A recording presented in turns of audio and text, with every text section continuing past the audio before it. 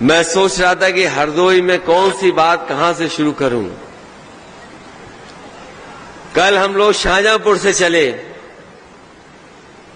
और हरदोई आपके बीच में पहुंचे हैं।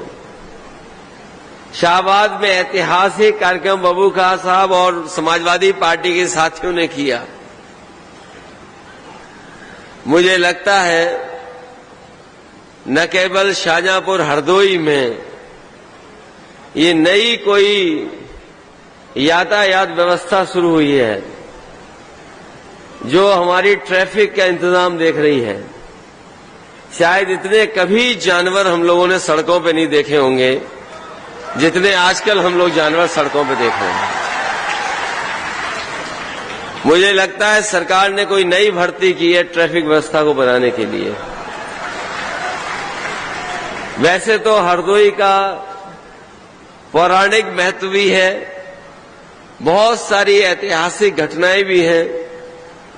यहां बहुत सारे क्रांतिकारी साथी की कहानियां भी हैं। लेकिन इधर हम लोगों ने सोशल मीडिया पे एक नई चीज देखी और मुझसे रहा नहीं गया। वो तस्वीर, वो वीडियो हमने भी सोशल मीडिया पे डाला। वैसे तो अभी तक हम लोगों ने सांड डिवाइडर पे देखे थे, सड़कों में देखे थे, खेतों में देखे थे, लेकिन हरदोई के सांड भी कमाल के हैं। एक फ्लोर नहीं 2 फ्लोर चढ़ करके तहसीलदार की पूरी ऊपर वाली छत पे खड़े थे। मैं उन पत्रकार साथियों का भी धन्यवाद देता हूं जो लाइव कवरेज के लिए वहां पहुंचे थे। मुझे जानकारी मिली कि हरदोई में दूसरे फ्लोर पे सांड चढ़ गया। एक तो समझदार सांड था तो वो सीढ़ी के माध्यम से उतर आया, लेकिन जो दूसरा उतरा नहीं उसके लिए हाइड्रा का इंतजाम किया गया, तब जाकर के वो सांड उतरा वहां से। कमाल है सरकार का। और इसलिए मैं इस बात को कह रहा हूं, बीजेपी वाले कहते हैं कि समाजवादियों को पता नहीं क्या हो गया कि ये सांड की बात बहुत करते हैं। मैंने एक बार विधानसभा में वो सूची दी सरकार को कि कितने लोगों की उत्तर प्रदेश में जान जा चुकी है केवल सांड और जानवरों से। और मैं ये दावा करता हूं पूरे देश में नहीं दुनिया में अगर जानवर के टकराने से और सांड के मारने से अगर कहीं सबसे ज्यादा जान जा रही है तो वो उत्तर प्रदेश है। कोई दिन ऐसा नहीं है जिस दिन हमें ये खबर उत्तर प्रदेश से न मिल रही हो कि एक सांड ने किसी की जान न ले ली हो। और ये बात मैं इसलिए कह रहा हूं कि इसमें 1000 करोड़ से ज्यादा का बजट खर्च हो चुका है। यहां अगर कोई प्रधान होगा, गांव स्तर पे राजनीति करता होगा तो जानता होगा कि सरकार की तरफ से पैसा आ रहा है, थोड़ा बहुत पैसा दे रहे हैं। बजट में तो कहते हैं 1000 करोड़ दे रहे हैं, लेकिन सच्चाई यह है जमीन पर पहुंचते पहुंचते वो 1000 करोड़ रुपए कहां चले जा रहे हैं किसी को नहीं पता। ये इतनी बड़ी समस्या हो गई है कि अब सरकार के भी हाथ में नहीं बचा है। अभी तो सांड नहीं खत्म कर पाए। ये सरकार के लोग हैं जो उत्तर प्रदेश को $1 ट्रिलियन इकोनॉमी और भारत को विश्वगुरु बनाना चाहते थे। और जो लोग जानते होंगे विश्वगुरु बनाने वालों की सरकार चलते हुए देख रहे होंगे, तो बताओ आज डेंगू बीमारी से कितने लोग बीमार हैं। कोई गांव नहीं बचा जहां डेंगू बीमारी से लोग पीड़ित न हों। जिला अस्पताल दिखाइए या कोई मेडिकल कॉलेज दिखाइए, हर जगह डेंगू के मरीज बैठे हैं, एक बिस्तर पे 2-2 लेटे हैं। लेकिन इस सरकार के पास कोई इंतजाम नहीं। अगर सरकार मच्छर भी नहीं भगा पा रही है तो सोचो $1 ट्रिलियन इकोनॉमी कैसे बना पाएगी। जो लोग विश्वगुरु बनना चाहते हैं, कम से कम मच्छर से बचा लो हमारे उत्तर प्रदेश को, देश को, तब जाकर के विश्वगुरु बनोगे। अभी मैं राज्यपाल कश्यप जी का सुन रहा था भाषण, उन्होंने कहा कि मैं 20 फुट का गेट कूद करके चला गया। फिर मैंने आदरणीय राजीव वर्मा जी का सुना, उन्होंने कहा कि 10 फुट कूद करके मैं चला गया। लेकिन सच्चाई यही है कि हमें मजबूरी में वो गेट फांगना पड़ा।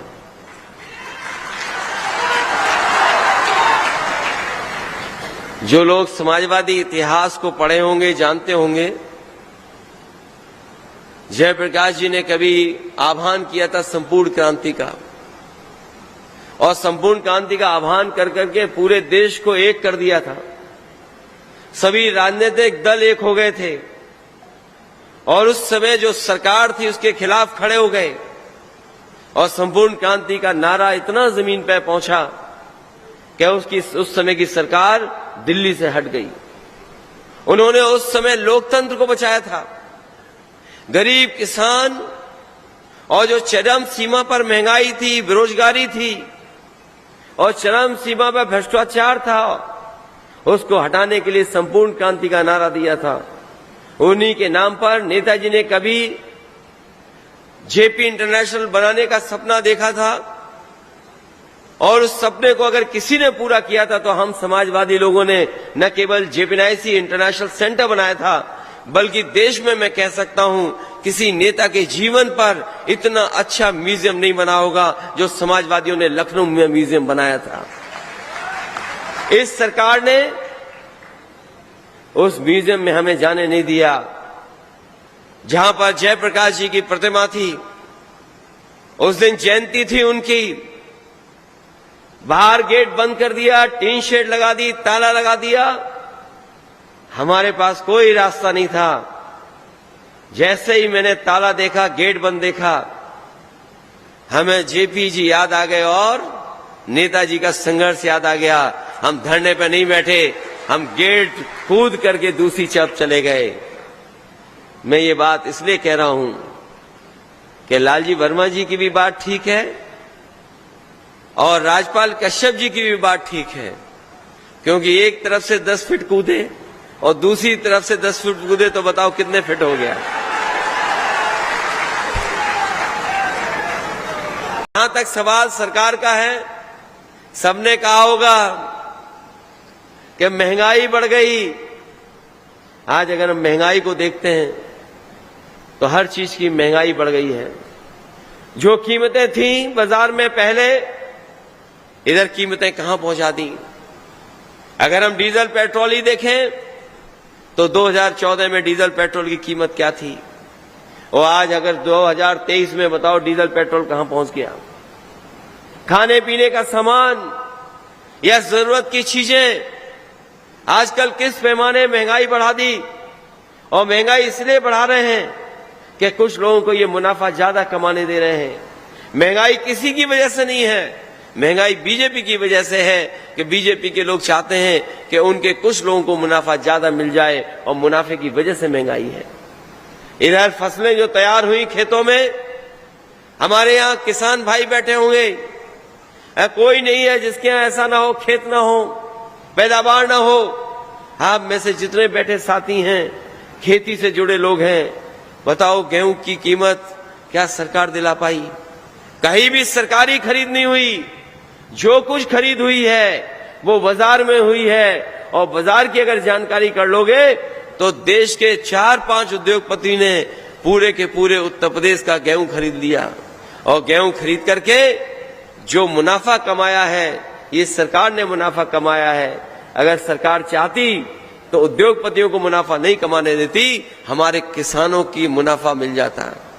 अभी धान तैयार है, लेकिन धान खरीदने का इंतजाम सरकार ने नहीं किया है। अगर कहीं भी हरदोई में एक जगह भी धान खरीदने का इंतजाम किया हो तो बता दो हमें आप। एक भी जगह खरीद केंद्र नहीं बना होगा, सरकार की तरफ से कोई इंतजाम नहीं हुआ होगा, और धान हमारे किसान का ऐसे ही लूट लिया जाएगा।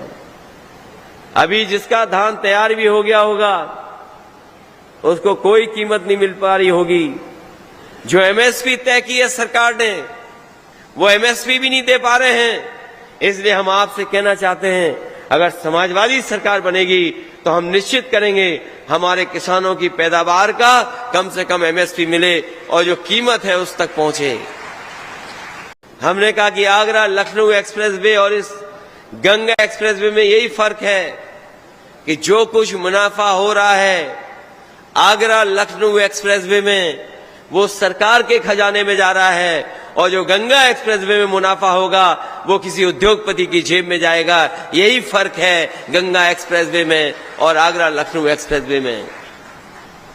जब मैंने उसे बताया कि आगरा लखनऊ एक्सप्रेसवे में जो मुनाफा होगा सरकार का, जो टेंडर हुआ है टोल का इकट्ठा करने का, वो प्रतिदिन 1 करोड़ से ज्यादा रुपए का है। सोचिए 1 करोड़ से ज्यादा रुपया प्रतिदिन सरकार के खजाने में आ रहा है। वो सरकार का एक्सप्रेसवे है। और भाई गंगा एक्सप्रेसवे में हो सकता है प्रतिदिन टोल 1 करोड़ से ज्यादा आए, वो सरकार के खजाने में नहीं जाएगा, वो किसी प्राइवेट उद्योगपति के जेब में जाएगा। यहां सरकार का खजाना बढ़ेगा, उधर उद्योगपति का खजाना बढ़ेगा। यही फर्क है समाजवादी पार्टी में, यही फर्क है भारतीय जनता पार्टी के काम करने के तरीके में। अभी आपने सुना होगा विधानसभा में मुख्यमंत्री जी कह रहे थे कि हमने इतने रोजगार दिए, इतनी नौकरी दी हैं कि आज उत्तर प्रदेश में जो बेरोजगारी दर है वो 4% रह गई है। अगर हम उस गणित का हिसाब किताब लगाएं तो मुख्यमंत्री जी के कहने का मतलब है कि 100 में केवल 4 बेरोजगार बचे हैं, बाकी सबको नौकरी या रोजगार दे दिया है। क्या ये सच्चाई है बताओ आप सब लोग? किसी गांव में चले जाएं, हो सकता है उस गांव में 100 के 100 बेरोजगार हों। ये सरकार कह रही है कि 100 में 4 बेरोजगार हैं, लेकिन सच्चाई ये है किसी गांव में चले जाओगे आप तो 100 में 100 बेरोजगार होंगे। उनके पास न नौकरी है, न काम है, न कोई भविष्य में उनके पास रोजगार का इंतजाम है। और अभी ठीक ही कहा लालजी वर्मा जी ने कि बीजेपी वाले ये प्रचार करते थे कि समाजवादियों की सरकार बनती है तो केवल एक लोगों का भला होता है। और मुख्यमंत्री जी ने तो सदन में आकर के न जाने कहां से फर्जी एक सूची दिखा दी हम लोगों को और कहा कि इसमें देखिए कितने एसडीएम हो गए एक ही जाति के। जब मैंने उनसे पूछा क्या सूची दिखा रहे हो तो बोले कि आपकी सरकार में 46 में 56 हो जाते थे एक जाति के। मैंने उनसे कहा कि वो सूची हमें दे दो, कई साल हो गए हैं अभी तक मुख्यमंत्री जी सूची नहीं दे पाए हैं। सोचो हमारे कैसे मुख्यमंत्री हैं जो 46 में 56 बता देते हैं कि एसडीएम हो गए हैं। क्या हमारे प्रदेश के सामने बहुत चुनौती है, बहुत बड़ा संकट है और इस सीमा तक भारतीय जनता पार्टी जाएगी कि उत्तर प्रदेश में उनकी हार ना हो। वो जानते हैं कि कोई मुकाबला कर सकता है भारतीय जनता पार्टी का तो वो समाजवादी पार्टी है, कोई दूसरा दल नहीं है। इसीलिए सबसे ज्यादा अन्याय का सामना भी अगर किसी को करना पड़ रहा है तो वो हमारे समाजवादी कार्यकर्ता और नेता हैं जिनके ऊपर अन्याय का सामना करना पड़ रहा है। और देश के इतिहास में किसी भी प्रदेश में या अभी तक के इतिहास में आप उठा करके देख लो, किसी नेता के साथ इतना अन्याय नहीं हुआ होगा जितना मोहम्मद आजम खान साहब के साथ अन्याय हुआ है। उनके परिवार के लोगों को जेल भेजना एक सोची समझी साजिश के तहत हुआ है, षड्यंत्र के तहत हुआ है।